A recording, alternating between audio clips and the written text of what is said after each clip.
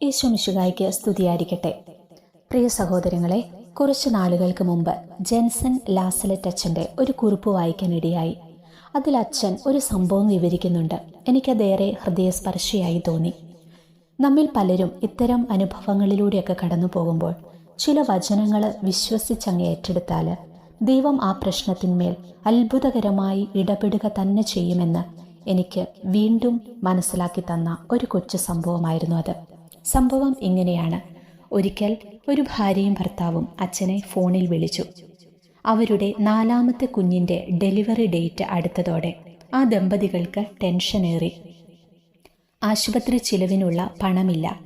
ചിലപ്പോൾ സിസേറിയൻ വേണ്ടി വരുമെന്ന് ഡോക്ടർ പറഞ്ഞിരുന്നു.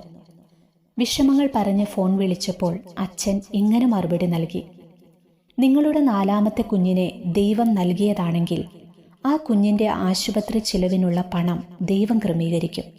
പിന്നെ സിസേറിയനോ നോർമൽ ഡെലിവറിയോ എന്തുമാകട്ടെ, ദൈവേഷ്ടം നിറവേറാനും ആരോഗ്യത്തോടെയുള്ള കുഞ്ഞിനെ ലഭിക്കാനും വേണ്ടി പ്രാർത്ഥിക്കുക. ദൈവം അറിയാതെ ഒന്നും സംഭവിക്കില്ല. ഓർത്തുവെക്കുക, ദൈവം അറിയാതെ ഒന്നും സംഭവിക്കില്ല. 3 ദിവസത്തിനു ശേഷം ആ ദമ്പതികൾ വീണ്ടും അച്ഛനെ ഫോൺ വിളിച്ചു. അച്ഛാ, നോർമൽ ഡെലിവറി ആയിരുന്നു.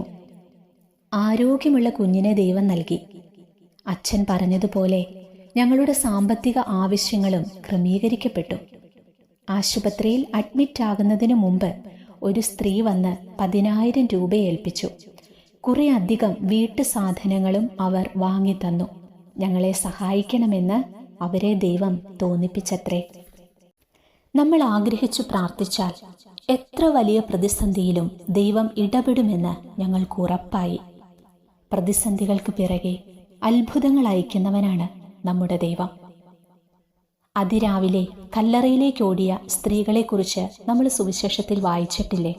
മർക്കോസിന്റെ സുവിശേഷം 16-ാം അധ്യായം 1 മുതൽ 8 വരെയുള്ള തിരുവചനങ്ങളിലാണ് നാം അത് വായിക്കുന്നത്. അവരുടെ ഏറ്റവും വലിയ ചോദ്യം കല്ലറ മൂടിയിരിക്കുന്ന വലിയ കല്ല് ആരെടുത്തു മാറ്റും എന്നതായിരുന്നു. എന്നാൽ അവർ ചെല്ലും മുമ്പേ ആ കല്ലെടുത്ത് മാറ്റപ്പെട്ടിരുന്നു. എൻ്റെ ദൈവത്തിന് അസാധ്യമായി ഒന്നുമില്ല. അവിടുന്ന് ഇടപെട്ടാൽ ചെങ്കടൽ വിഭജിക്കപ്പെടും. പാറയിടുക്കിൽ നിന്ന് ജലം ലഭിക്കും. മരുഭൂമിയിൽ മന്ന ലഭിക്കും.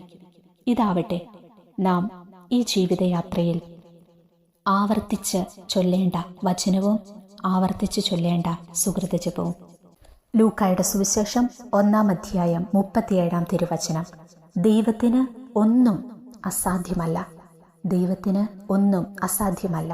ഈ വചനം ഈ ദമ്പതിമാർ വിശ്വസിച്ച് ഏറ്റെടുത്തപ്പോൾ കണ്ടോ, അവരുടെ ജീവിതത്തിൽ ദൈവം വലിയ അത്ഭുതങ്ങൾ പ്രവർത്തിച്ചത്.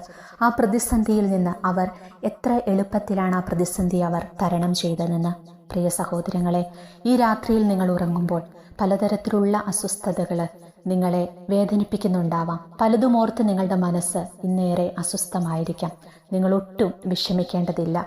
ഈശോ പറയുകയാണ്, എനിക്ക് അസാധ്യമായിട്ട് ഒന്നുമില്ല എന്ന്.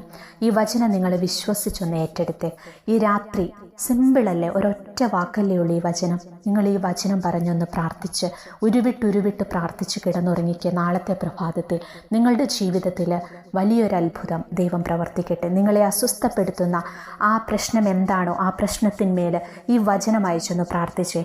ദൈവത്തിന് ഒന്നും അസാധ്യമല്ല. ഈ വചനം നിങ്ങൾ ഇന്ന് ഉറങ്ങുന്നോടം വരെ, നിങ്ങൾ ഉറങ്ങാനായിട്ട് പോകുമ്പോൾ എല്ലാം നിങ്ങൾ ഈ വചനം ഉരുവിട്ട് പ്രാർത്ഥിക്കൂ. നാളത്തെ പ്രഭാതം വലിയൊരു അത്ഭുതവുമായി ദൈവം നിങ്ങളെ കാത്തിരിക്കും. നിങ്ങളുടെ പ്രശ്നത്തിന്മേൽ, നിങ്ങളുടെ പ്രയാസത്തിന്മേൽ, കടബാധ്യതകളുടെ മേലൊക്കെ ദൈവത്തിൻ്റെ അത്ഭുതകരമായ കരം ചലിക്കുന്നതിനായിട്ട് നമുക്ക് പ്രാർത്ഥിക്കാം. ഈശോയെ, ഇപ്പോൾ എന്നെ കേട്ടുകൊണ്ടിരിക്കുന്ന എല്ലാ മക്കളുടെ മേലും ഈ വചനത്തിൻ്റെ ശക്തി വ്യാപരിക്കാനായിട്ട് പ്രാർത്ഥിക്കുന്നു.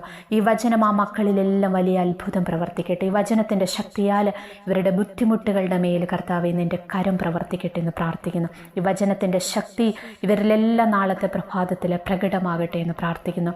വിശ്വസിച്ച് ഏറ്റെടുത്ത് പ്രാർത്ഥിക്കുന്ന ഒരാളെ പോലും കർത്താവേ നീ ഉപേക്ഷിക്കരുതേ. ഇവരുടെ പ്രാർത്ഥനകൾ കണ്ടില്ലെന്ന് നടിക്കരുതേ. ഈശോയെ, മക്കളുടെ സങ്കടത്തിൻ്റെ മേല് നീ ഇടപെടണമേ എന്ന് പ്രാർത്ഥിക്കുന്നു.